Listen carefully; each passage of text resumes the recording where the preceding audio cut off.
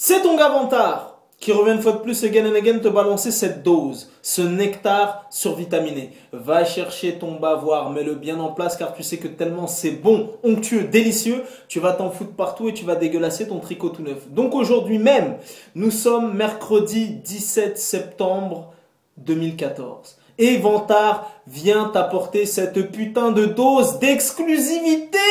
Tu sais déjà que Vantard est numéro 1 sur le cinéma. Pour fois qu'avec Vantard, il faut se lever de bonne heure. Le film dont je vais te parler sort le 1er octobre.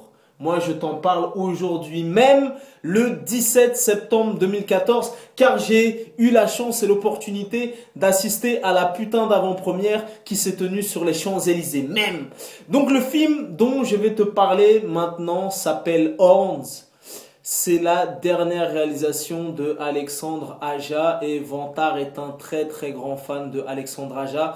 Depuis que j'ai vu Haute Tension qui est sorti déjà il y a une dizaine d'années, que j'avais été voir avec ma femme de l'époque, ça m'avait littéralement estomaqué, ça m'avait traumatisé à tout jamais. Je sais pas si tu as vu Haute Tension, c'est un classique du cinéma d'horreur qui a été réalisé par Alexandre Aja, et à partir de ce film-là, il est parti aux États-Unis entre guillemets pour voilà, en fait sa filmographie se split en deux parties.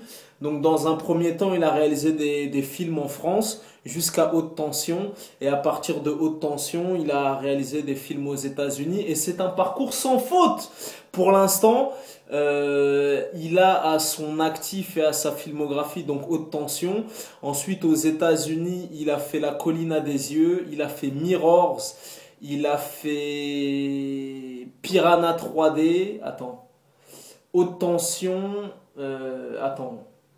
La Colline à des yeux, Mirrors, Piranha 3D, ouais c'est ça, hein, je crois, ouais, je te raconte pas de bullshit. En tout cas, c'est ses films notables et sa dernière réalisation en date, c'est Horns.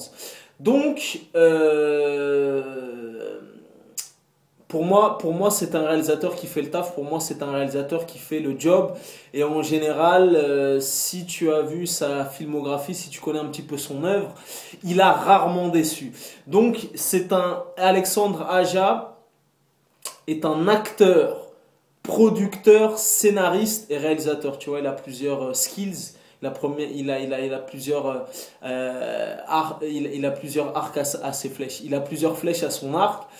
Et voilà, donc revenons à nos moutons. Donc ce soir même se tenait sur les Champs-Élysées une avant-première exclusive et mondiale. Car si je te raconte pas de conneries, le film Mirrors, non Mirrors, putain c'est la fatigue, il est très très tard. Le film Horns, il sortira en France le 1er octobre 2014 et il me semble qu'aux États-Unis, il sortira fin octobre. Donc en France, on aura l'opportunité de découvrir ce film avant une grande partie du monde. Donc voilà, c'est une putain d'exclu que je viens t'apporter à ce jour, car aujourd'hui nous sommes le 17 septembre. Le film sortira dans une quinzaine de jours. Donc, c'était une putain d'avant-première exclusive et mondiale sur les Champs-Élysées même. Alexandre Aja était présent, Daniel Radcliffe aka Harry Potter était présent, ainsi qu'une partie de l'équipe du film, ainsi que les producteurs du film, des gens de Metropolitan, Victor Adida, tout ça et tout. Donc voilà, Alexandre Aja, Daniel Radcliffe, les producteurs, une partie de l'équipe du film. Ils sont venus sur scène, ils ont introduit le film, ils ont balancé quelques punchlines et compagnie, et le film a démarré. Et là, la chose que tu veux savoir, mon coco, mon gaillard, tu veux savoir si le film est bon ou pas. Le film est bon, mon coco. Le cahier des charges est rempli et j'ai été agréablement surpris parce que avant même, aujourd'hui même sort Sin City 2 que je vais aller voir là tout de suite, vu que là je suis en train de faire ma chronique, il est minuit 10, je vais aller à Opéra à la séance de 10h05 pour t'apporter cette chronique de Sin City 2 aujourd'hui même. T'as vu? Aujourd'hui même, il y aura 2 chroniques, Horns qui sort le 1er octobre et Sin City 2.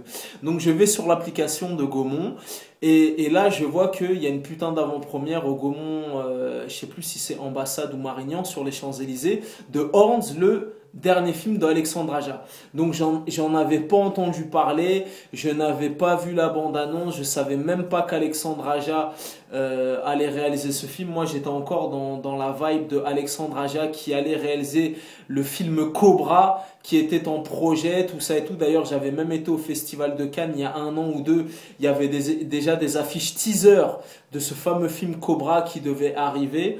Réalisé normalement par Alexandre Aja. Donc je me suis dit, Alexandre Aja, je suis un très grand fan, je vais prendre ma place et je suis parti comme ça sur un coup de tête le soir même. Donc le film en question, Horns, qui veut dire les cornes en anglais, d'ailleurs sur l'affiche du film tu vois Daniel Radcliffe avec une paire de cornes, est adapté d'un bouquin qui existe, donc c'est l'adaptation d'un bouquin.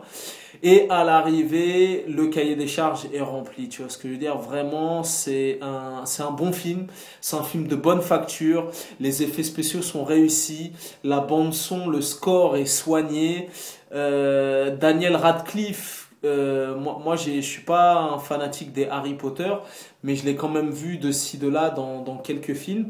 Ben pour moi il est assez rare au cinéma, mais en tout cas sa performance dans ce film est totalement bluffante et totalement estomacante et il m'a agréablement surpris. Et avec ce film là il s'est vraiment détaché de son rôle de Harry Potter. Donc tu retrouves Daniel Radcliffe, tu retrouves la jeune actrice qui s'appelle Juno Temple.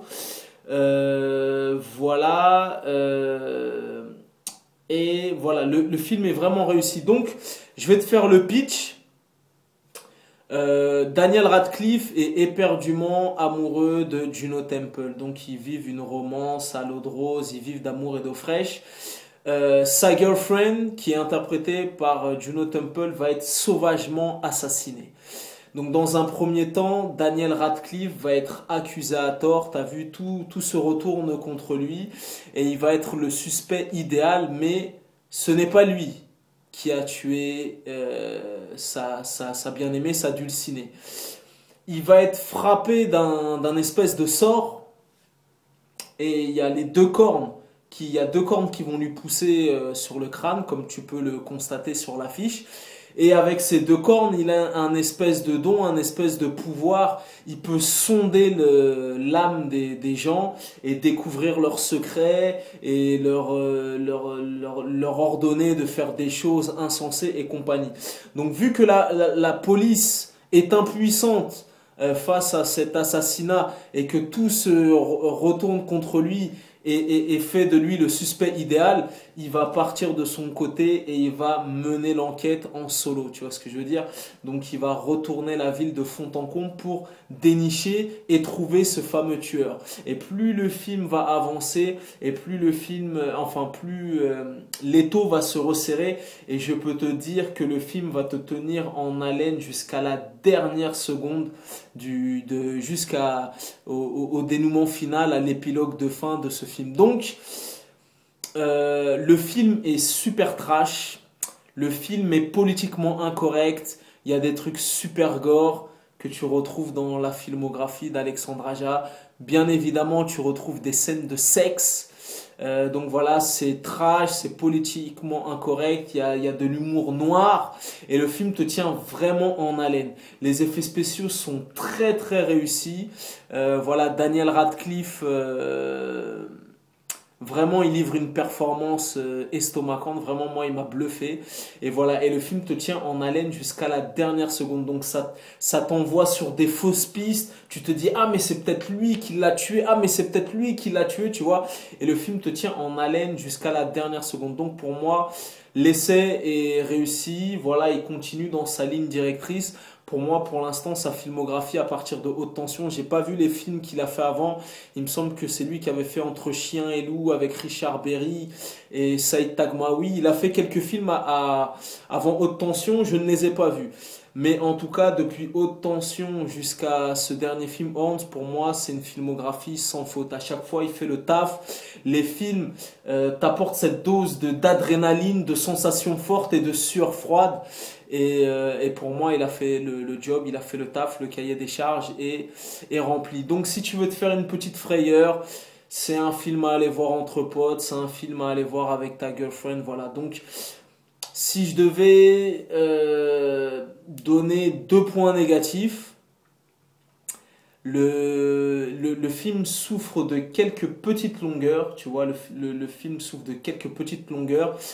En tout cas, attache ta ceinture car et le deuxième point négatif, c'est que vraiment le scénario est loufoque et vraiment le scénario est abracadabrantesque, tu vois ce que je veux dire? Mais c'est ce qui fait un petit peu le charme et l'originalité de ce film. Et puis, si tu connais la filmographie de Alexandre Aja, de Haute Tension jusqu'à Horn, c'est pas spécialement un mec qui se prend au sérieux, donc voilà. Il reste dans sa ligne directrice de série B assumée et série B de qualité. Tu vois ce que je veux dire? Donc voilà. En tout cas, moi, il m'a vraiment diverti.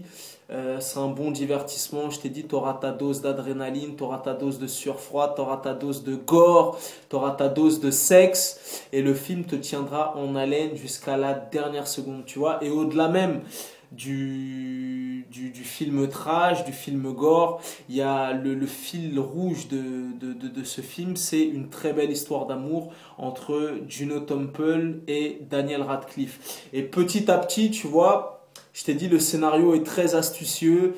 Tu as des espèces de flashbacks et toutes les pièces du puzzle s'emboîtent les unes après les autres. Et à la fin du film, tu dis, ah oui, ça y est, j'ai compris.